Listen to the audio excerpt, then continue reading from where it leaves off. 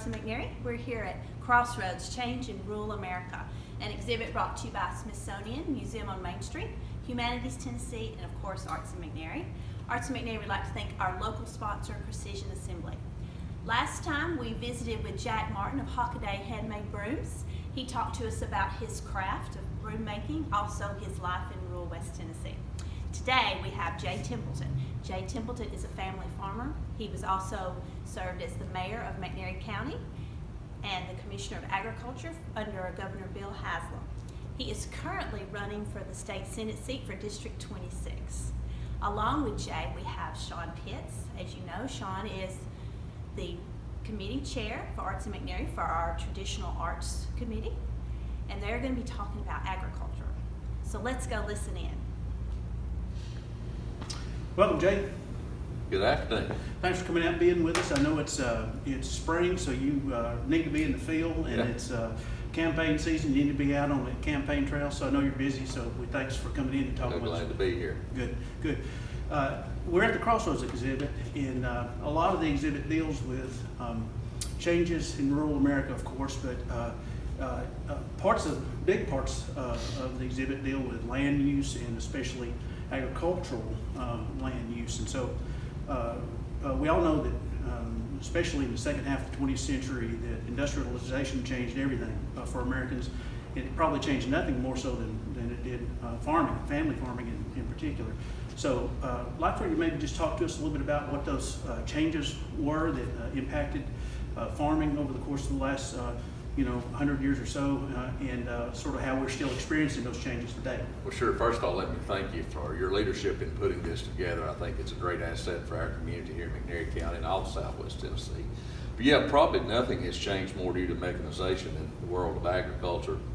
When I was a small child in the communities that I grew up in, almost every family had some kind of tie to agriculture. Now McNairy County is still, I think, one of the more heavily populated in the world of agriculture, as opposed to some, but fewer than 2% of our population. And as you move across the nation, it's even a smaller percentage than that actually involved every day in the production of our food and our clothing. And that is done because of mechanization and improvements in technology. And that has allowed opportunities for farm families to diversify, to do other things, have other jobs, be involved in other careers across the nation, but also it has allowed the farmers that have remained in the business to produce a whole lot more food and fiber at a less cost to the ultimate end consumer, as well as to better protecting the environment, not using near as many inputs and so forth that has had to be used 10, 15, 20 years ago with a whole lot more fertilizer, chemicals, and so forth. Sure. Has there been a downside to that? Well, I think, yeah. One of the things that I do think has been a downside has been the culture, or loss of culture, when you think about those values that get learned on the farm, typically, the hard work, the responsibility, and sort of that sort of thing, but just the tight community that normally goes along in the world of agriculture. We have lost that, and because we've lost that, so many people today, not just, we talk about children, but adults as well, they don't understand really what is involved in the production of their food, how cotton gets turned into fiber and how that gets made into the clothes. That they don't have that understanding, and because they don't always appreciate the full value of what they're consuming. Right. Jay, as a state ag commissioner, I know you were in contact with all segments of ag across the state and really in the southeast. So could you give us just an idea, sort of a state of ag? How are we doing right now in rural America with agriculture? Agriculture right now, like a lot of industries, are in a real tough spot. Obviously, the situation we have with coronavirus disrupted the supply chains. The value of commodities has decreased substantially. Cattle, for example, is about 35% of its value, or 35% less value than what those cattle were 3 months ago. But agriculture was in a tough place anyway, due to trade issues and other issues. We'd had a good run up into about 2013, and each year have seen a steady decline of what our products were worth. So there's going to be another realignment, and it seems to happen ever so often.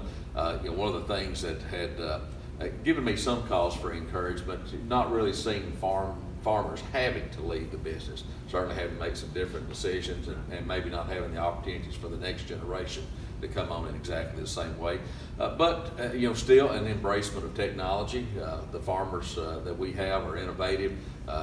Before I left the department, and I think it has continued on, we saw a real interest in local ag entrepreneurship and innovation. And that's from the farmer having the business mental standpoint of a business decision has to be made, knowing to be relevant, to continue to add value to what they're producing. They're going to have to change the way they do business. Right.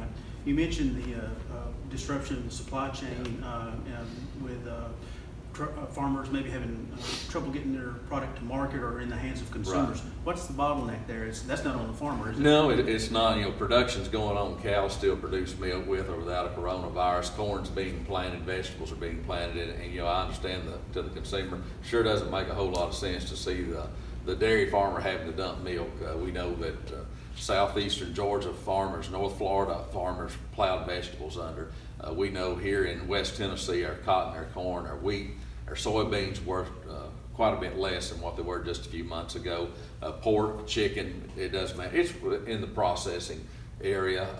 As plants have been impacted by coronavirus, those plants have to shut down in order to contain that virus. I mean, there's very limited processing capacity in this nation when you think about the total volume of what's being produced. I do think that, again, just like we're going to learn a lot of lessons from this event in our country, we're going to see the importance of hopefully having even smaller, more regionalized processing facilities.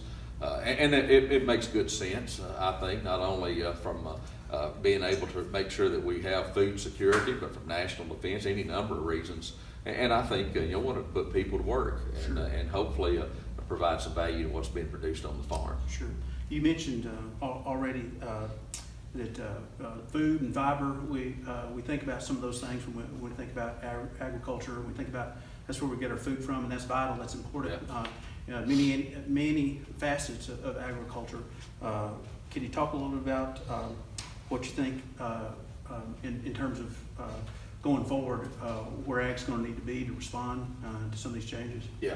Well, again, ag innovation entrepreneurship was something that we really focused on, and wasn't just in Tennessee. It was departments of ag leaders all across the nation, understanding that as society changed, as the population grew, land availability decreased because of increase in population. We were going to have to produce more food and fiber with less available land mass. So, and again, farmers are like everyone else. They want to be conscious about the environment. They want to take care, be good stewards of the land, the natural resources. So we have to weigh that as well. One of the things that did occur in Tennessee that I was really pleased about, and I'm fearful somewhat through this coronavirus event that we have, we may lose some of that traction, if you will.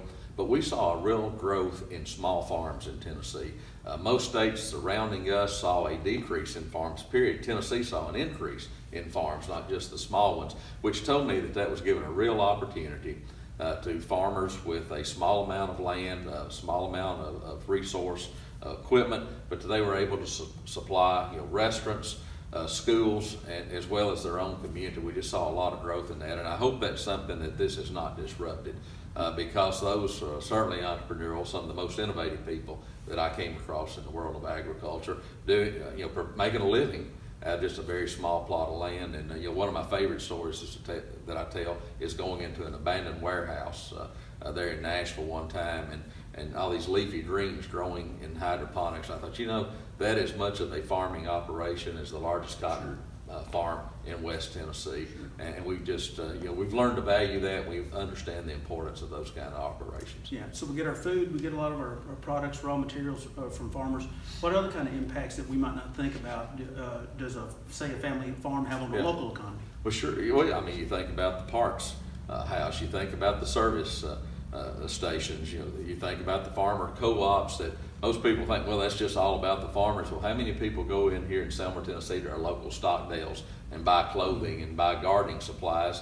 But the bulk of the business they do is because of the farmer, but that other retail outlet is made available as a result of that. The multiplier effect of the agricultural dollar is tremendous. You have to think about the landowners who rent or lease farms to farmers who maybe they have no involvement any longer in the actual operation of the farm, but it allows that land to be passed down, be a producing asset from generation to generation. So, just because the family's not farming doesn't mean they have to sell the land because it's a liability to them. It's an income producer to them. So it's a massive multiplier.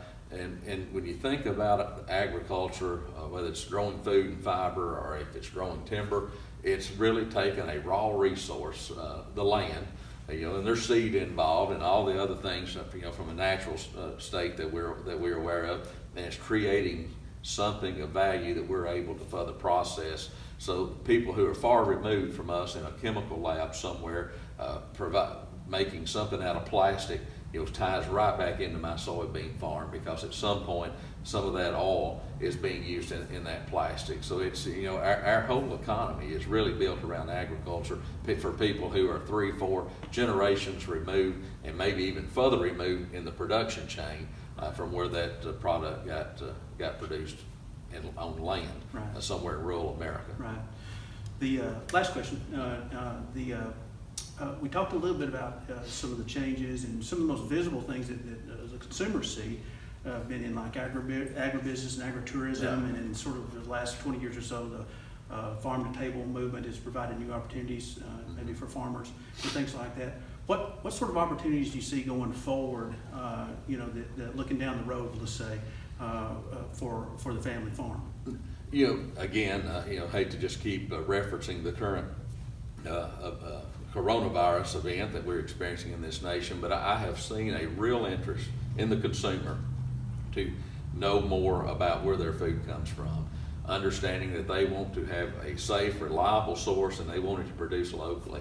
I think, Sean, that we're going to see an opportunity for people who want to put in a small packing facility, whether it be for vegetables, whether it be for processing of fresh meats, available in a lot of our rural communities, because the farmers that I'm aware of that provide freezer raised beef, pork, doesn't matter, pasture raised beef, pork, chicken, doesn't matter, what commodity there, they're overrun with customers right now. That segment is doing really, really well. And I think we'll see more of a demand from the consumer, because people realize now when you rely on just a few processors in a very tight chain, when there's a disruption there, just as we have seen recently here, even in our small community, where when you go to the store, what you're looking for may not be there. But if you're producing it locally, it very well may be. You'll also know the supply, and hopefully that you'll feel more secure in purchasing that product. That's one of the things that I think is one of the greatest opportunities that are out there for us. And then again, there's so many opportunities for the farmer who has an idea, to get that idea, to get it tested, and maybe create wealth for them through some programs that are going on here in Tennessee and around the country. So it's the farmer is able to drive a lot more now in their own economy than what they once were, and I hope that we can continue to see growth with that. Great. Agritourism, never thought I'd see wineries in Tennessee. Yeah. The industry, fan or foe of agritourism? Good thing, bad thing? I don't know a bad thing about it. Now, my dad still is amazed. He said he cannot imagine why anybody would pay $10 or $15 to walk around in a cornfield, but if they will, they will. Yeah, I think we're at 70 plus wineries now in Tennessee. I think it's a great thing, agritourism, because we talked earlier about moving from 3-4 generations from the farm, actually knowing what's going on. Now kids want to go do something like that, and even though they're not involved daily on the farm, maybe it's next year before they go back to the pumpkin patch, but they were exposed to some raw production technique there at that agritourism venture to help them understand where their food comes from.